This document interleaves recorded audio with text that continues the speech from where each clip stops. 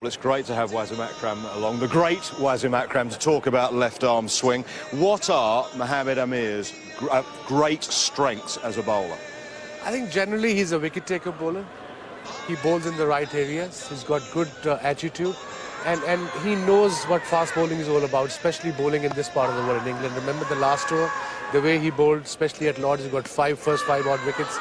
And his length has been perfect. Especially on pitches like England, where it seams around and where it moves around, and that's where I think he has been consistent, and he's nippy.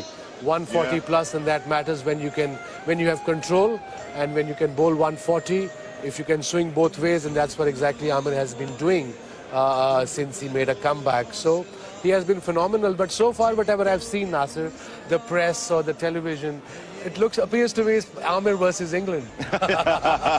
Well, it might be Aamir versus England. Swing, though, surely that is his key attribute, and the late swing. Yeah, that's the big thing, is the late swing. 90 mile an hour, the ball's coming down at you, you think it's not going to swing. You've got David Willey there as a comparison. There's nothing against David Willey, who's a very fine bowler, but he swings it a little bit from the hand. When it swings so late, as any batsman, right-hand, left-hander, at that pace, and also here's a lad that can hit you on the head, can hit you on the foot, a bit like this man. Yeah. You're a little bit standing back. The game against Somerset recently was a classic example of that. He showed late swing, late movement, and the batsman had no clue which way that ball was going, because he's pretty subtle out the hand. We'll come on to that in a moment. Hold that. Is there any key to the grip to get that late swing, or is it the faster you bowl, the later it's going to swing? I think it's sometimes, to me, I think it's natural. Either you have it, either you don't. I mean, Peter Willey, isn't it? David Willey, Peter's son.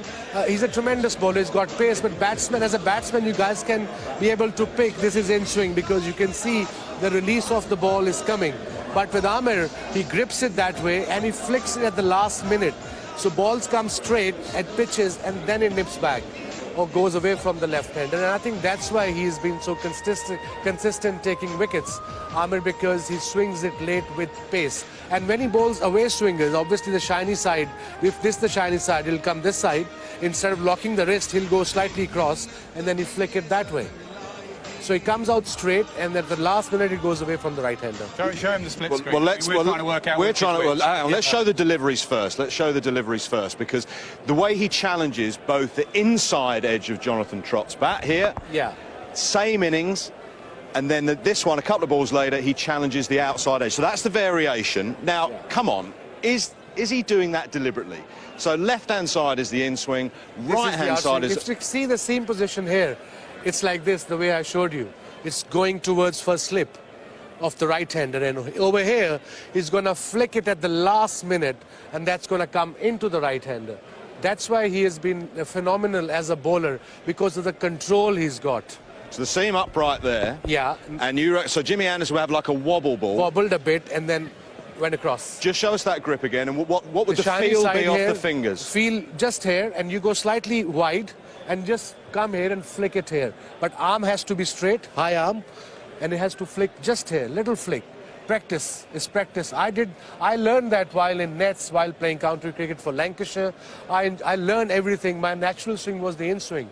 And then as a bowler, I realized that every batsman is sort of, gearing up for me, that I'll just bowling big in-swingers. Then I learned in nets, slowly. When you start off something new in fast bowling, your pace decreases, because your wrist muscles are not used to that grip. But after about 3-4 months, if you bowl consistently, the pace will come back as well with this away swinger as well. Well, he's got the variation in his fingers and his wrist. What about his variation at the crease? This one to Andrew Strauss coming in, and then this one to Alistair Cook. And if we... It's usually... pause it there. If any place... anywhere in the world would you like to use your crease, this would be the country, England, because of the seaming conditions.